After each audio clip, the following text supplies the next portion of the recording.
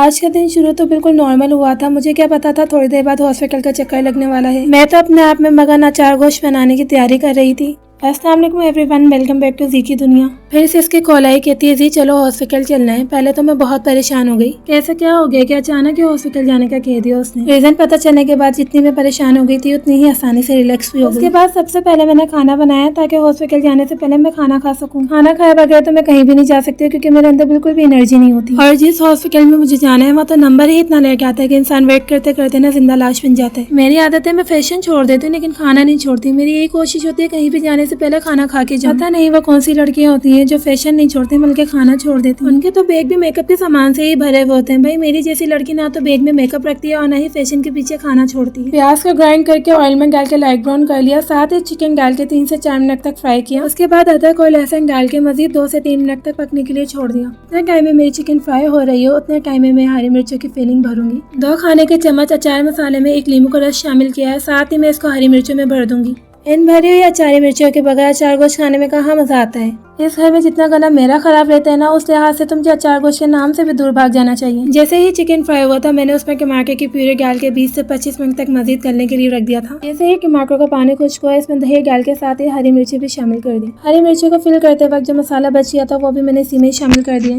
और अब आखिर में जाएगा इसमें अचार मसाला, जितनी आपकी रिक्वायर हो आप इतना डाल लिएगा। बस ये हल्की सी आंच पे 2 मिनट तक पकेगा और मेरा अचार गोश्त जो है वो रेडी हो गया। खाना बनाते हुए भी मुझे इसी चीज की टेंशन हो रही है कि मुझे पहन के क्या जाना है क्योंकि कोई भी ड्रेस मेरा जो है वो प्रेस नहीं है। मुझे रोटी बनाना और कपड़े इस्त्री करना सबसे बुरा काम लगता है, लेकिन ये जिंदगी और इसमें तो सब कुछ ही करना पड़ता है। तकरीबन मेरा सारा काम हो गया और खाना भी बन चुका है।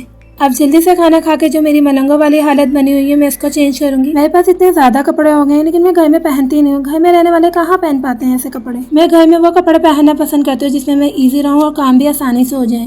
मैं तो रेडी हो चुकी हूँ लेकिन मेरी बहन अभी तक रेडी नहीं हुई। जितनी जल्दी मेरी बहन को थी उन्होंने इतनी देर कर दी। रेडी होने के बाद मुझसे बिल्कुल भी इंतजार नहीं होता, लेकिन ये है कि मेरी बहन भी जल्दी से रेडी होकर आ गई थी। मौसम भी बहुत अच्छा है, जब मौसम अच्छा होता है तो मेरा मूड खुद ब खुद अच्छा हो जाता है। और वैसे भी मुझे क्लाउडी वेदर बहुत ज्यादा पसंद है, इसलिए मेरी बहन ने और मैंने जो है वो 15 मिनट इधर बातें करने में गुजार दिए। खाने के बाद सुस्ती इतनी ज्यादा हो गई थी कि हॉस्पिटल जाने का दिल नहीं कर रहा था। बहन ने बहुत प्यार से कहा था और वो अकेली भी थी तो इसलिए जाना भी जरूरी था और मैं उनको मना भी नहीं कर सकती थी। मुश्किल वक्त में अगर अपने ही नखरे करने लग जाएंगे तो फिर कौन किसके काम आएगा।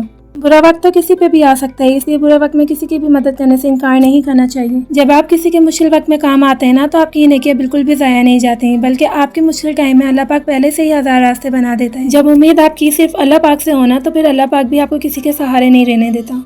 आपके हालात चाहे कितने ही क्यों ना मुश्किल हो जाएं या आप अपने आप को कितना ही तना महसूस क्यों ना करें, लेकिन उम्मीद सिर्फ अल्लाह पाक से ही रखनी चाहिए क्योंकि अल्लाह पाक अपने बंदों का अच्छा वक्त देके भी आजमाता है और अच्छा वक्त लेकर भी आजमाता है। हॉस्पिटल पहुंचने के बाद तो बस वेट ही वेट होता है और इंसान यही सोचता रहता है कब उसका नंबर आएगा, जब वो जल्दी से चेकअप करवा के वापस घर जाएगा। पहुंचना हम 3 बजे गए हैं, अब वापस घर कब जाएंगे ये वक्त ही बताएगा। अभी तो 5वां नंबर चल रहा है और 33वां हमारा नंबर है। आए हुए पूरे 3 घंटे गुजर चुके हैं। जैसे ही हमारा नंबर आया हम डॉक्टर के रूम में गए। अभी मोबाइल निकाल के मैंने वीडियो बनानी शुरू ही की थी तो सामने 9 हो गया और 9 वीडियो दिख गया। ये मुझे स्ट्रेचर कम कुछ और ही ज्यादा लग रहा है। मैं तो दिल ही दिल में शुक्र अदा कर रही थी कि दवाई लेने का टाइम आया, जल्दी से इसने दवाई ली और घर के लिए निकल पड़े। अगर मेरी वीडियो पसंद आई हो तो मेरे चैनल को सब्सक्राइब करना मत भूलिएगा। अल्लाह हाफिज।